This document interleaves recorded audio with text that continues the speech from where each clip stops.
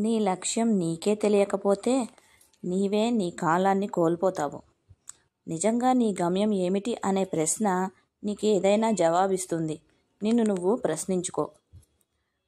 ఏ సవాలైనా నీ దగ్గరికి వస్తుంది అంటే నీవు దాన్ని ఎదుర్కోగలవనే విశ్వాసంతో వస్తుంది. జాగ్రత్తగా విను. ప్రతి కష్టం నీ శక్తిని నెమ్మదిగా వెలుగులోకి తేవటానికే వస్తుంది. సమస్యలు వస్తే భయపడకండి. వాటిని ప్రశ్నలుగా చూడండి. ప్రతి సమస్యలో ఓ పాఠం ఉంటుంది. దాన్ని అర్థం చేసుకోవడమే పరిష్కారం. అదే మొదటి అడుగు.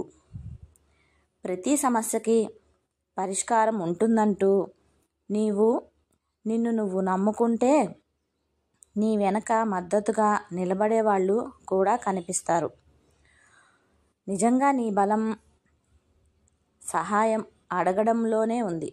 ఒంటరిగా కాదు, కలిసే గెలవాలి.